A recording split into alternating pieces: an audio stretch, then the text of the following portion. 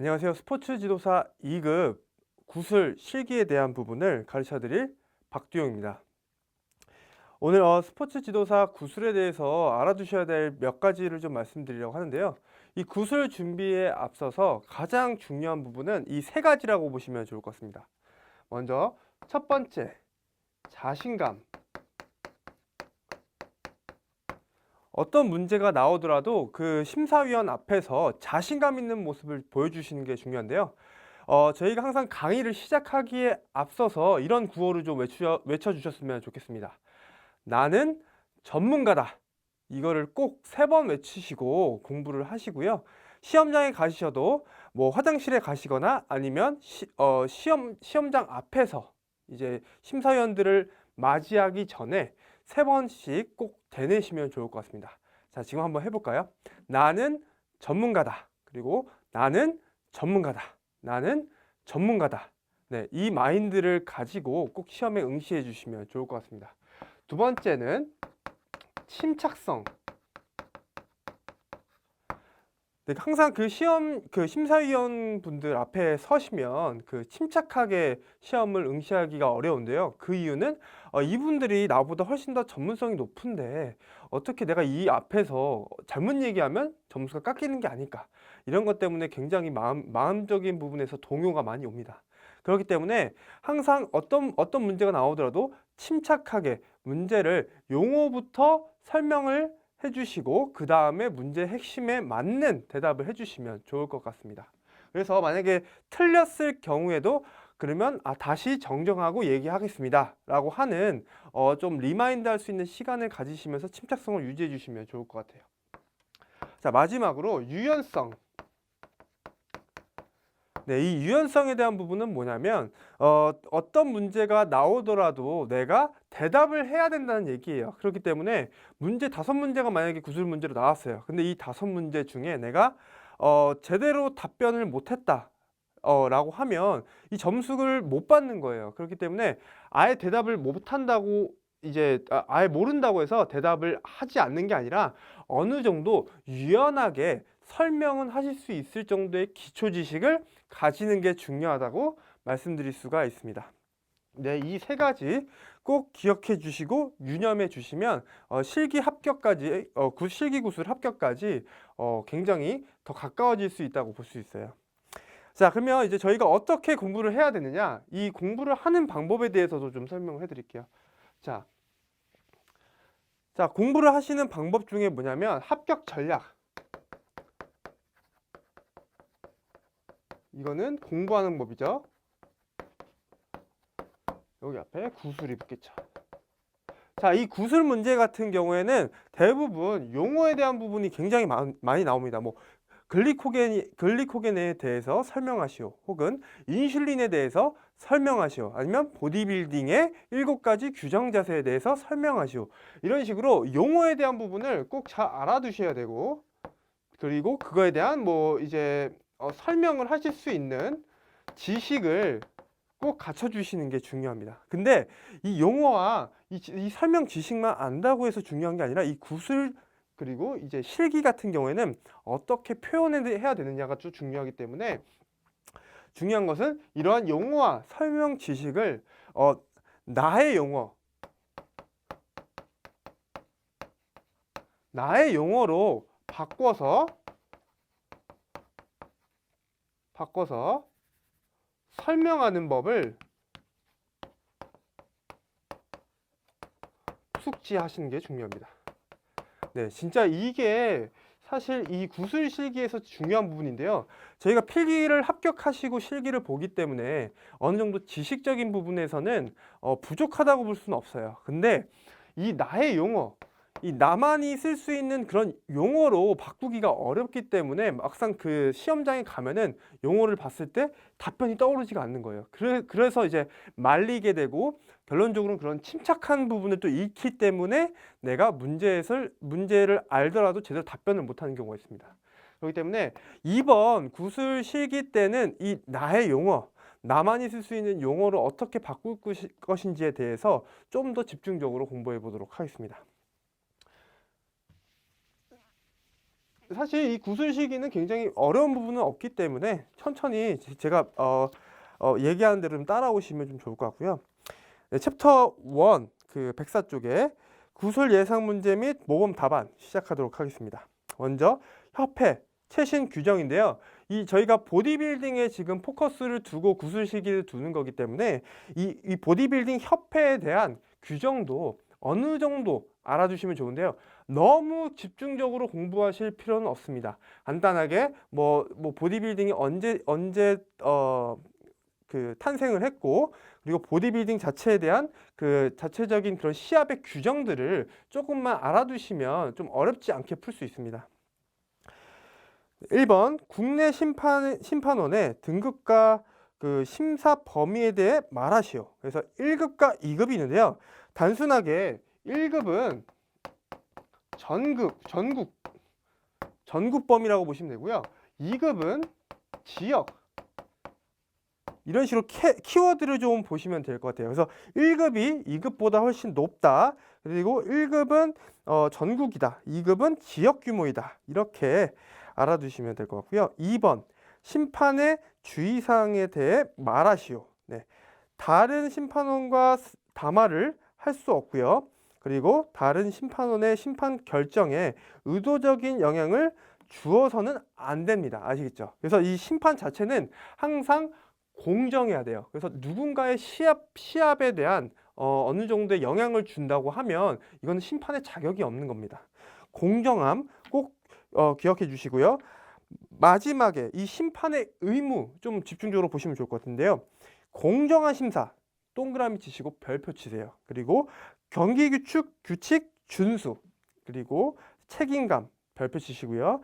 소집된 회의를 반드시 참석한다. 이것은 뭐냐면 어느 정도의 그런 심판들에 대한 같은 그런 심판에 대한 기준을 잡기 위해서 항상 회의에서 그런 얘기들을 하잖아요. 이거는 평가의 객관도를 높이기 위한 그런 회의이기 때문에 참석을 꼭 하셔야 됩니다. 결론적으로 이 심판의 의무가 이런 심판의 주의사항이라고 보시면 될 것 같고요. 너무 시간이 없다 하시면 이 마지막 것만 좀 잘 외워주시면 좋을 것 같아요. 그리고 심판 판정에 대한 의무에 대해 말하시오. 자, 이거는 3번은 좀 별표 쳐주시고요. 네, 일단 심판에 대한 의무는 저희가 어느 정도 그 보디빌딩을 가르칠 때도 이 심판에 대한 역할을 할 수 있는 사람이 될 수 있기 때문에 어느 정도 의무를 알아두시면 좋을 것 같아요. 첫 번째, 키워드 공정한 업무 동그라미 쳐주시고요. 두 번째, 명확한 판정, 그리고 세 번째, 양심에 따라 판정. 네, 이 세 가지에 대한 부분은 용어로만 외워주시면 돼요. 공정하게, 그리고 명확하게, 그리고 양심에 따라서 판정한다. 4번, 도핑이란 무엇인지 설명하시오. 이건 별표 5개 해주세요. 좀 많이 나오기도 하고요. 이 보디빌딩에서 가장 문제가 되오고 있는 이제 성장 호르몬 혹은 이제 스테로이드성 호르몬, 이런 동화작용에 대한 호르몬이 많이 사용되기 때문에 이 도핑으로 많이 적발되고 이게 문제가 많이 되고 있습니다. 그래서 문제가 출제될 가능성이 굉장히 높겠죠. 그래서 도핑이란 운동선수가 경기 능력을 향상시키기 위한 목적이다. 이렇게 보시면 돼요. 이게 키워드고요.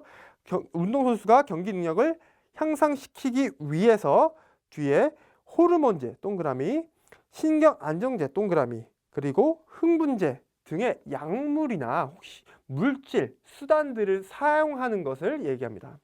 그래서 이 호르몬제 같은 경우에는 예로 테스토스테론이 있고요. 신경안정제 같은 경우에는 심박수를 낮춰주고 그거에 대한 집중도를 높여주는 베타 차단제가 있습니다. 베타 차단제.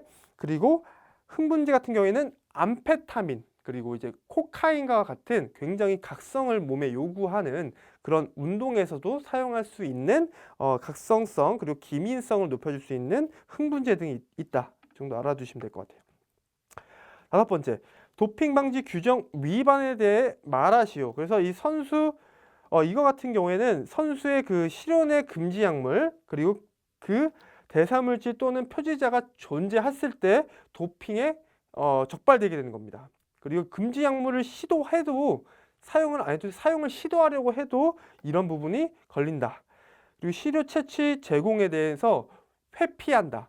그리고 이거에서 거부를 한다. 그리고 실패를 했을 경우에도 도핑 규정이 어긋납니다. 그러니까 이 약물에 대한 사용뿐만 아니라 사용 시도 그리고 이 약물에 대한 부분을 제가 테스트를 하려고 할 때 그것을 회피하는 것 자체도 도핑에 걸린다는 얘기예요. 이 세 가지 알아두시면 될 것 같고요. 이거 마지막 쪽에 마지막 그 점 보시면 경기력을 향상시킬 목적으로 금지 약물을 섭취해 도핑 테스트 양성 반응이 나타난 경우에는 자 이거는 뭐냐면 여기서부터 도핑 테스트에 대해서 위반 시 제재를 당하는 사항들이기 때문에 이건 도핑 규정 위반뿐만 아니라 이거는 위반 시 받는 제재 사항이라고 알아두시면 좋을 것 같아요. 그래서 해당 경기에 대한 그런 뭐 좋은 그런 성적들이 다 몰수패 당하시는 거고요. 그리고 제재받은 선수는 실명이 한 1년 이상 일반인들에게 제공되기 때문에 이 도핑에 대한 부분은 하시면 완전 이제 완전 이렇게 다 알려지게 되는 거예요. 그러니까 도핑 하시면 안 된다라고 보시면 되고요.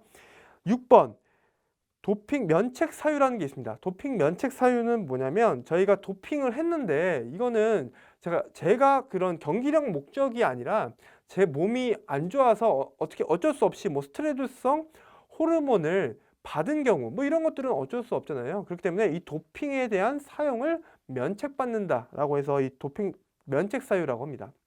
자, 이 세 가지는 건강상 심각한 손상을 받았을 경우, 그리고 금지 약물 외에 치료제가 없는 경우, 그리고 세 번째는 약물이 건강 회복 이외에 경기력 향상에 효과가 없었다라고 증명을 한 경우에는 상관이 없다고 볼 수 있어요. 그래서 이런 거는 뒤에 나오겠지만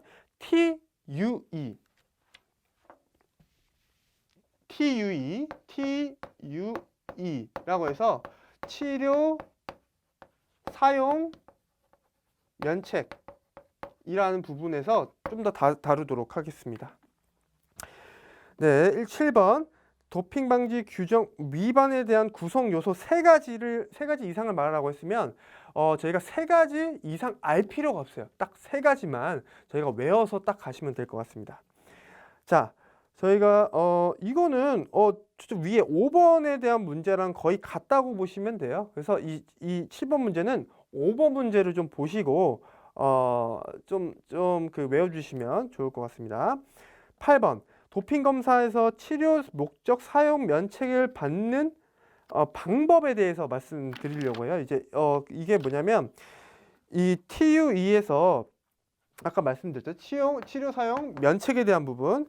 그것은 첫 번째 도핑 검사에서 복용 약물을 기재한다. 그리고 두 번째는 TUE라고 했던 아까 치료 목적 사용 면책에 대한 승인 여부를 명시해야 되고요. 세 번째 도핑 검사관에게 TUE 판정서를 제시해서 이거에 대한 면책을 받는다는 거예요. 그러니까 내가 도핑을 했더라도 이거에 대한 부분을 도핑 검사관에게 나는 이러한 승인서가 있어. 그러니까 나는 도핑에 걸리지 않아 라고 낸다는 거죠. 이것은 적어도 치료 사용에 대한 부분을 1개월 전에 도핑 1개월 전에 의사한테 그런 진단서 같은 거를 이런 식으로 TUE를 받아가지고 어디한테 줘요? 도핑 검사관에 제출을 하는 거라고 보시면 될 것 같아요. 도핑 1개월 전에 의사 진단서 같이 TUE를 도핑 검사관한테 제공한다. 이렇게 알아두시면 될 것 같아요. 자, 9번 의도하지 않은 도핑에 대해서 말하시오. 그래서 이 의도하지 않는 도핑은 뭐냐면 내가 아까 얘기했던 내 치료 목적으로 사용했는데 이것은 내가 경기력 향상의 목적이 아니야. 하지만 난 이게 도핑에 걸릴 줄 몰랐어. 아니면 나는 이게 도핑에 해당하더라도 나는 치료를 받아야 되는 상황이기 때문에 어쩔 수 없어 라고 하는 것이 바로 의도하지 않는 도핑이라는 거예요. 그래서 여기서 키워드는 뭐냐면 비록 의도하진 않은 도핑이라고 해도 저희가 그러면 너 목적이 넌 치료 목적이니까 괜찮아 이게 아니라 그런 도핑이라고 해도 이러한 치료 사용 목적에 대한 그런 면책에 대한 사유를 보내지 않는다면 도핑 방지 규정 위반에 대한 제재를 부과할 것이라는 게 키워드입니다. 그래서 의도하지 않는 도핑이라도 제재를 받는다. 이렇게 알아두시면 될 것 같고요. 저희가 위에서 하나, 둘, 셋, 넷, 다섯, 일곱, 여덟 번째 한번 보시면요. 세계 도핑 방지 규약은 첫 번째, 선수가 자신에게 과실 또는 부주의가 없음을 입증하는 경우에 이러한 그런 면책을 받을 수 있다라고 하는 부분도 같이 설명해 주시면 훨씬 더 좋을 것 같아요. 네. 자, 10번. 도핑 검사 관리 순서에 대한 11단계. 사실 이 11단계 다 외우실 필요는 없어요. 그냥 이런 식으로 순서가 진행된다라고 말씀드리면 충분히 뭐 중간에 알겠다라고 얘기하실 거예요. 첫 번째, 검사 대상자를 선정합니다. 어떤 선수를 도핑 검사를 할 것인지 선정하고 그 다음에 그 선수에게 얘기를 해줘야 돼요. 너 검사 받을 거야. 그러니까 이제 검사 받으러 와.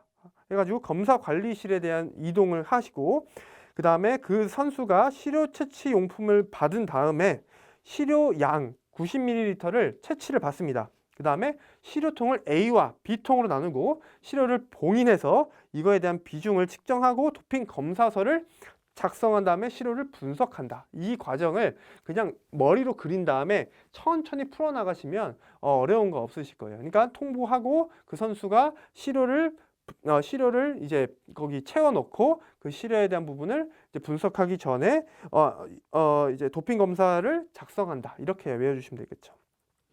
11번. 도핑 방지 규정 위반 과징금에 대해서 말한다. 자, 이거 같은 경우에는 뭐 금액을 저희가 지금 외울 것도 많은데 다 외울 필요가 없어요. 자, 이것은 이렇게 얘기하면 훨씬 더 편하실 거예요. 자, 일단은 일반부, 학생부, 전국대회. 자, 잠시만요. 일반, 학생, 그 다음에 전국대회가 있어요. 자, 여기서 비중이 훨씬 더 어떤 게 높아요? 자, 이 전국대회가 저 위중함이 더 크죠. 그리고 사실 저는 이걸 바꿨으면 좋겠어요. 이렇게 학생, 일반 이렇게 위치를 좀 바꾸면 자, 이 순서대로 중요도가 더 높겠죠. 중요도. 자, 그러면 저희가 첫 번째 위반을 했어요. 그러면 도핑 방지 규정에 위반을 했을 경우에 위중함이 오히려 이 전국대회가 제일 높겠죠. 그러면 금액은 학생, 일반, 전국대회 순으로 더 많이 추징금을 내게 된다. 과징금을 내게 된다. 그래서 이렇게 해서 과징금을 더 많이 내게 되는 거죠. 자, 그리고 저희가 첫 번째 1번이죠. 자, 첫 번째 위반, 두 번째 위반, 세 번째 위반으로 갈수록 저희가 어떻게 돼요? 과징금과 그리고 처벌 강도가 높아진다라고 보시면 좀 더 쉽게 외우시고 말도 이렇게 뭐 400만 원 뭐 이렇게 얘기까지 하실 필요가 없을 것 같습니다. 자, 근데 마지막 이 세 번째 위반을 했을 경우에는 영구 정지를 받게 돼요. 영구 정지. 자, 이것까지만 알아두시면 돼요. 세 번째 위반을 했을 때는 영구 정지를 받게 된다. 자, 12번. 인공 피부약 프로탄 컬러링에 대해서 말하시오. 자, 인공 피부약 같은 경우에는 이제 프로탄이라고도 하는데요. 이것은 이제 무대에서 좀 더 돋보이기 위해서 자연 태닝 혹은 기계 태닝으로 몸의 색깔을 어둡게 하는 것을 얘기합니다. 그러니까 저희가 근육이 좀 더 선명하게 보이고 그 다음에 이제 이제 근육에 대한 분리도를 좀 더 잘 보여주기 위해선 어느 정도의 그런 음영이 좀 져야 돼요. 음영. 그렇기 때문에 그 몸을 조금 더 어둡게 만드는 과정을 바로 컬러링이라고 하는 거죠. 그 과정에서 바를 수 있는 인공 피부약이 바로 프로탄이라고 볼 수 있을 것 같습니다. 자, 그에 대한 규정은 반드시 대회 24시간 전에 발라야 된다. 별표 쳐주시고요. 그리고 두 번째 줄에 보디빌딩 대회 도중에 흘러내릴 시에 감점 요인이 된다. 이렇게까지만 알아두시면 좋을 것 같습니다. 13번. 경기인 등록 규정에 의한 전문 선수에 대해 설명하시오. 자, 이것은 대한 보디빌딩 협회라는 부분을 좀 협회해 주시면 좋을 것 같고요. 전문 선수로서 그 등록이 된 사람을 전문 선수라고 한다. 이거 당연한 얘기긴 하지만 협회에서 전문 선수로 등록돼 있다. 이 부분이 중요한 부분이고요. 14번 같은 경우에는 동호인 선수에 대해서 설명하시라고 했으니까 이것은 대한 보디빌딩 협회에서 동호인 선수로 등록된 사람. 자, 그러면 15번 연관지어서 좀 설명 해드릴게요. 전문 선수의 대회 참가 자격에 대해 말하시오라고 했어요. 이것은 뭐냐면 해당 연도에서 동호인 선수가 아니라 전문 선수로 등록된 사람만이 전문 선수에 대한 대회를 참가할 수 있다라는 거. 두 번째는 협회에서 인정하지 않는 단체가 주최하는 대회를 참가했을 경우에 협회로부터 선수 활동을 제한받을 수 있는 거예요. 그러니까 마치 제가 A 회사에 다니는데 B 회사에 있는 그런 제품을 막 사요. 그러면 당연히 A 회사에서 안 좋게 보겠죠. 그런 거랑 같은 거예요. A 협회에 있으면 A 협회에서 인정하는 것만 나가는 게 오히려 A 회사에 있으면 그거에 대한 부분을 서로 꺼리낌 없이 활동할 수 있다라는 거 이렇게 알아두시면 좀 좋을 것 같고요. 밑에 또 거의 같은 맥락이에요. 세계연맹에서 인정하지 않은 자체에서 주최하는 그런 대회에 참가를 했었을 경우에 국제대회에 대한 참가를 조금 할 수 없다라는 것, 이런 것도 알아주시면 될 것 같아요. 자, 두 번째, 종목 소개입니다. 이거는 보디빌딩에 대해서 얼마나 잘 알고 있느냐에 대한 부분인데요. 자, 이제 보디빌딩 그런 복장에 대한 부분을 좀 말씀드릴게요. 이 복장 같은 경우에는 조금 민감한 부분일 수도 있고, 사실 다들 이 보디빌딩 준비하시는 분들이라면 저보다 더 잘 아실 거예요. 그렇기 때문에 이런 부분은 좀 키워드로 좀 설명 도와드릴게요. 자, 이 복장 규정 같은 경우에는 남자, 여자로 일단 구분을 할 수 있고요.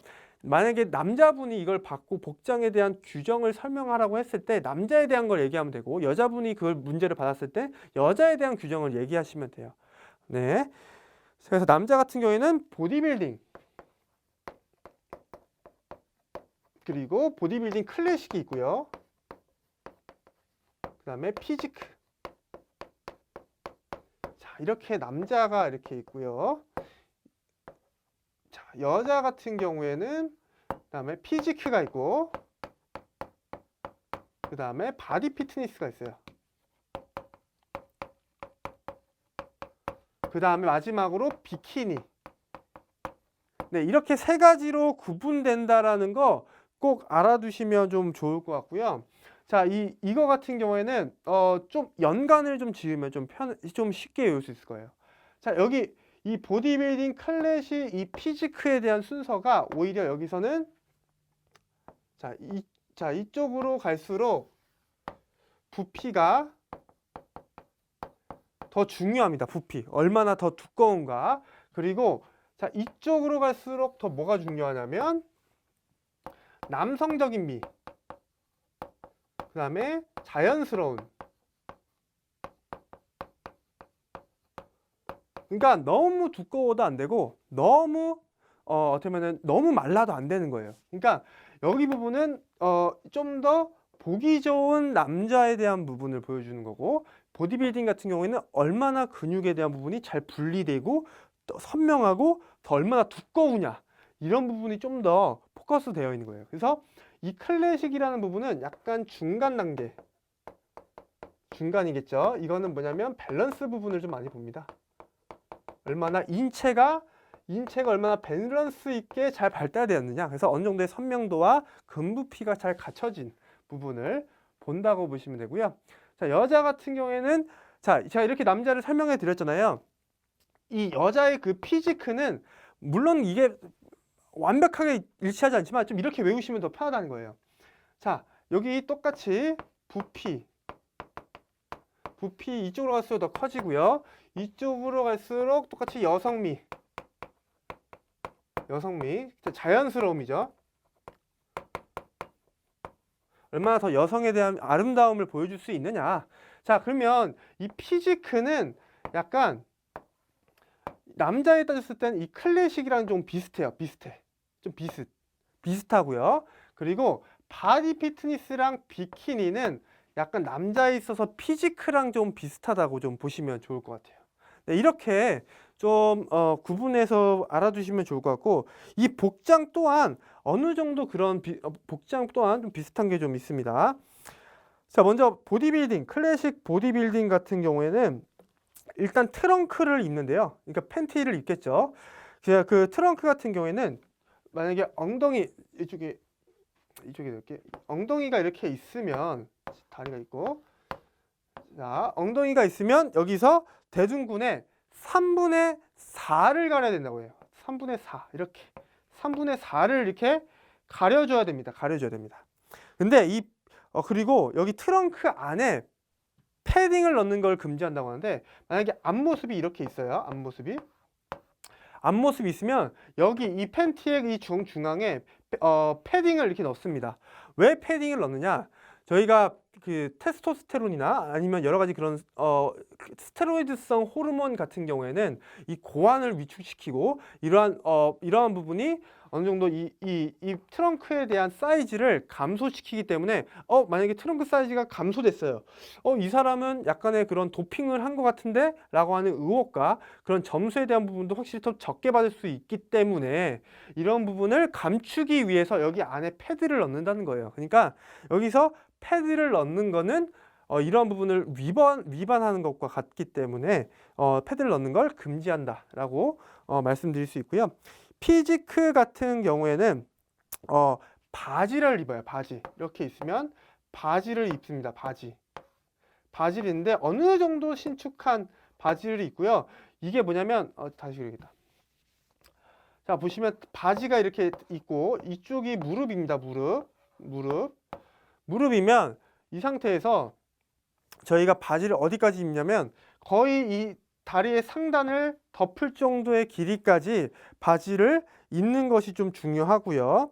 그 다음에 슬개골 윗부분까지는 내려와야 된다는 거예요. 이렇게 슬개골 윗부분까지는 내려와야 됩니다. 자, 그 다음에 트렁크 안쪽에 패딩 넣는 거, 이렇게 여기 트렁크 안쪽에 패딩을 넣는 거는 금지됩니다. 네, 그렇게 알아두시고, 개인 스폰서 로고는 사용 불가하고 제조사 로고는 사용을 할 수 있다. 그리고 결혼 반지나 결혼 반지 외에는 다른 소품을 쓸 수는 없다. 이렇게 알아두시고요. 과도한 오일 사용도 금지된다. 알아두시면 될 것 같습니다. 자, 그리고 여자 같은 경우에는 피지크와 이제 뭐 버디 피트니스를 조금 같은 부분으로 좀 묶었는데요. 왜냐면 이 비키니가 조금 더 여성적인 부분을 강조하고 있기 때문에 가리는 부분이 조금 다릅니다. 자, 그래서 여자분들 같은 경우에는 위아래에 대한 원피스를 입는 게 아니라 투피스를 입어야 돼요. 투피스를 이렇게 입고 투피스를 입어야 됩니다. 아시겠죠? 투피스를 입으셔야 되고, 이거는 전체 공용적인 부분이에요. 그래서 다 똑같이 그렇게 입어주셔야 되고, 그 다음에 신발 같은 경우에는 신발은 앞쪽에 힐이 약간 1cm 정도 되는 거, 그 다음에 뒤에는 12cm까지 되는 건데, 이런 신발 같은 경우에는 가능합니다. 이 힐 같은 경우에는 가능한데, 중요한 것은 이렇게 통굽으로 된 신발 있잖아요. 이렇게 통굽으로 된 신발 있죠. 이 통굽으로 된 거는 안 됩니다. 아시겠죠? 그게 바로 이제 뭐 플랫폼 구두는 허용할 수 없다 라는 부분이고, 이 비키니에서 뒤에 뒷면을 보게 되면 남자처럼 엉덩이가 이렇게 있잖아요. 남자처럼 이렇게 엉덩이가 있으면 이 상태에서 둔부의 2분의 1을 가려야 된다. 2분의 1을 가리는 것은 뭐냐? 이것은 피지크와 바디 피트니스입니다. 근데 이 비키니 피트니스 같은 경우에는 엉덩이가 이렇게 있으면 여기서 좀 더 여성적인 부분을 강조하기 때문에 3분의 1을 이렇게 안쪽으로 이렇게 말려 들어가면서 되는 이제 그런 팬츠를 입어도 된다는 거죠. 자, 근데 이 마지막으로 이 피지크 바디 피트니스 비키니가 동일한 부분이 있는데요. 여기선 여기에 그 비키니 라인 자체가 그 마지막 비키니 하이 부분이 이렇게 끈으로 된 그런 비키니 하이를 입으면 안 된다는 거예요. 아시겠죠? 그게 마지막에 비키니 상태는 좋아야 하며 끈으로 된 비키니는 엄격하게 금지가 된다는 거죠. 그리고 이제 여자 같은 경우에는 머리 손질 가능하고 스타일 또한 지정할 수 있지만 그 반지, 팔찌, 귀걸이를 빼고는 여러 가지 그런 소품은 착용하면 안 된다라고 알아두시면 될 것 같아요. 자, 17번 같은 경우에는 포즈에 대한 규격 그리고 이제 시합 무대에 대한 부분을 얘기하고 있는데요. 이것은 시합 무대는 정중앙 그리고 조명은 세개조에서 세개조, 세 개가 이렇게 있어야 된다. 자, 보시면 이거는 저희가 평가를 할 때 항상 정중앙에서 심사위원들이 사람들을 볼 수 있게끔 해야 되기 때문에 정중앙에 있어야 된다는 거고요. 조명이 세 개가 있는 이유는 조명이 여러 각도로 있어야지 어느 정도 이 음영에 대한 부분은 볼 수 있지만 너무 어둡게 진행되면 너무 근육이 두각되거나 혹은 빛이 너무 셌을 때는 이 근육이 사라지는 경우가 있기 때문에 이런 식으로 조명은 하나가 주는 게 아니라 여러 군데의 그런 세 개 정도를 주는 게 이유가 되겠습니다. 그리고 가로 길이는 6m 이상, 너비는 1m 50, 그리고 높이는 60cm 이상이어야 되고요. 그리고 맨발로 무대에 쓴다. 그렇기 때문에 카펫을 깔아주는 것이 이제 어떻게 보면 선수에 대한 보호가 혹은 선수가 미끄러지지 않게 하기 위한 그런 부분이 되겠죠. 자, 18번. 남자 보디빌딩 인정 장소와 연도에 대해서 말하시오. 그래서 남자 보디빌딩 같은 경우에는 유고슬라비아, 그리고 1970년 IFBB 총회 이렇게만 알아주시면 돼요. 유고슬라비아 1970년 IFBB 총회. 자, IFBB는 국제 보디빌딩 연맹이라고 알아두시면 될 것 같아요. 19번 여자 피지크 인정 장소와 연도. 이것도 똑같이 에콰도르 IFBB 총회 2012년. 자, 그러면 순서대로 다시 에콰도르 2012년 IFBB 총회 이렇게 알아두시면 될 것 같아요. 20번 남자 경기 규정 포즈 7가지. 이것은 뭐 실기에 나와 있기 때문에 좀 스킵하도록 하겠습니다.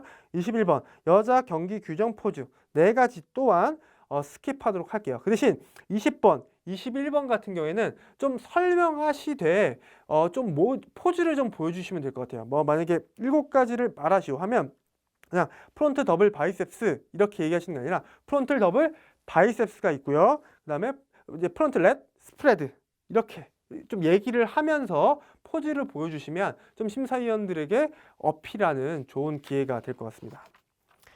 자, 22번 경기 진행 방식에 대해 말하시오. 이것도 저희가 너무 긴데 이거를 다 설명하면 이게 뭐 예선 라운드가 있고 4개 규정 포즈가 있고 막 이렇게 쭉 너무 얘기하면 어렵잖아요. 좀 쉽게 좀 설명하는 게 좀 좋을 것 같아요. 자, 남자 보디빌딩 그리고 남자 클래식 보디빌딩은 총 4단계다. 이렇게 알아두시면 될 것 같고요. 그리고 이 4단계 중에 첫 번째 예선 라운드에서는 4개의 규정 포즈, 4개의 규정 포즈를 보게 되는데 여기에 지금 예시 써 있죠. 프론트 더블 바이세스, 사이드 체스트 백, 사이드 체스트, 백 더블 바이셉스, 업도미널 앤 타이 이렇게 4가지에 대한 부분을 보고 그 다음에 예선 1라운드부터는 예선 1라운드죠. 제1라운드 같은 경우에는 4개 규정 포즈 및 7가지의 규정 포즈를 본다. 그리고 이제 결선으로 갈수록 점점 그런 이제 심사에 대한 그런 부분이 더 까다로워지겠죠. 점점 이제 사람들이 줄어드니까. 그래서 2라운드 같은 경우에는 7개의 규정 포즈와 포즈 다운 좀 자유로운 포즈들을 보겠죠. 그 다음에 결선에서는 개인별 자유 포즈를 본다. 이렇게 알아두시면 될 것 같아요. 그러니까 이렇게 좀 설명해 주시면 되겠죠. 남자 보디빌딩에 대한 만약에 진행 방식 이렇게 질문이 왔다라고 하면 남자 보디빌딩은 총 4가지 단계로 경기가 진행되고 예선 라운드에서 4개의 규정 포즈를 보고 그 다음에 1라운드에서 규정 포즈와 7가지의 규정 포즈를 보고 그 다음에 결선 라운드에서 그 7개의 규정 포즈와 포즈 다운을 본 뒤 마지막에는 개인별 자유 포징을 봅니다. 이렇게 좀 순서대로 좀 얘기해 주시면 좋을 것 같고요.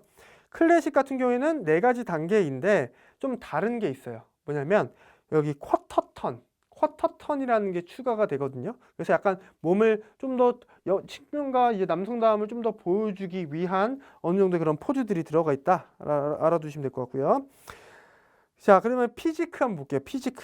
피지크는 이제 남자 남자가 있고 여자가 있겠죠. 이 남자 같은 그 남자의 피지크 같은 경우에는 총 3단계. 여자는 좀 이따 얘기할게요. 남자는 3단계가 있고요. 이 3단계에서 여기 저희가 뭐 규정 포즈가 중요했었던 그런 보디빌딩, 그리고 이제 쿼터 턴이 추가된 이제 클래식 보디빌딩이 있다면, 이거는 쿼터 턴에 대한 부분을 보고요. 이 3가지 라운드 중에 중요하게 보는 건 쿼터 턴, 그리고 라운드가 점점 진행됨에 따라 나중에는 마지막 개인에 대한 연기, 그리고 쿼터 턴을 보게 된다라는 거 중요하게 보시면 좋을 것 같아요. 여자 같은 경우에는 총 4단계가 있는데요. 이 피지크는, 여자의 피지크는 뭐랑 좀 비슷하다고 했어요? 클래식이랑 좀 비슷하다고 했죠? 그래서 이 부분이 클래식 보디빌딩에 어느 정도 비슷해요. 그러니까 이거는 아까 얘기했던 것처럼 남자의 클래식을 얘기했던 것처럼 규정 포즈를 보고 쿼터 턴을 본 뒤에 나중에 자유에 대한 포즈를 심사한다. 이렇게까지 얘기해 주시면 될 것 같고요. 여자 바디 피트니스랑 비키니 같은 경우에 여성미를 좀 더 보여준다고 했죠. 여성미를 좀 보기 때문에 약간 그 피지크, 남자의 피지크와 좀 비슷해요. 그래서 총 3단계, 남자랑 똑같죠. 3단계이고 쿼터 턴을 보는데, 이 쿼터 턴과 L 워킹이라고 해서 이제 여자분들의 그런 이제 걷는 모습에 또한 아름다움을 좀 보여주시는 그런 L 워킹이 또 추가가 되어 있습니다. 자, 23번 같은 경우에는 남자 피지크 경기의 감점 요인은 뭐냐면 이것만 생각하시면 돼요. 피지크는 뭐였어요? 남자 피지크는 남성미를 강조해야 되고 자연스러워야 되는데 자연스럽지 못한 거예요. 굉장히 몸이 부풀고 너무 말랐다. 이거는 이 피지크에 어긋나는 거죠. 그래서 여기 보시면 근육이 너무 많거나 너무 단단하거나 너무 말랐거나, 자, 이건 너무 말라도 안 되고 너무 부피가 커도 안 돼요. 그래서 보시면 보디빌딩보다는 매끄럽고 부드러워야 되고 신체 지방은 좀 적어야 돼요. 이게 바로 정말 남성스러움, 좀 자연스러운 미를 보여줄 수 있어야 된다. 자, 24번 피지크 경기에 대한 감점 요인. 이거는 뭐냐면, 피지크는 뭐였어요? 남자의 클래식 보디빌딩에 같다고 했죠. 그거는 좀 더 선명도에 대한 부분, 그리고 이제 근육에 대한 밸런스 이기 때문에 부피가 어느 정도 있어야 되고요. 너무 부피가 너무 커도 안 돼. 그렇기 때문에 이제 과도하게 근육이 많거나 마르면 안 된다라는 게 포커스라고 보시면 될 것 같아요. 25번 바디 피트니스 경기에 대한 감점 요인은 뭐냐면 결론적으로 이 바디 피트니스 같은 경우에는 좀 더 여성미에 가까운 부분, 그래서 근육에 대한 쉐이프, 형태가 너무 타이트하게 마르거나 너무 선명하게 나오면 안 돼요. 그렇기 때문에 좀 매끄러운 부분을 좀 보여주시는 게 중요합니다. 자, 26번 여자 비키니 피트니스 경기 같은 경우에는, 자, 이 바디 피트니스 경기랑 똑같이 얘기하셔도 돼요. 근육의 쉐입이 너무 두드러지거나 아니면 이 선명도가, 분리도가 너무 높아져서 너무 높아져도 안 된다. 부피가 너무 커도 안 된다. 라고 얘기를 하되 더 첨언을 해주시는 게 좋은 게, 보디 피트니스, 여자의 보디 피트니스보다 좀 더 자연스러운 여성미를 보여줄 수 있어야 된다. 너무 여자 보디 피트니스보다 여성미가 좀 떨어지면 안 된다는 거죠. 그런 부분 좀 잘 기억하면 좋을 것 같습니다. 네, 저희가 3장 스포츠 인권은 다음 시간에 보도록 하겠습니다. 감사합니다.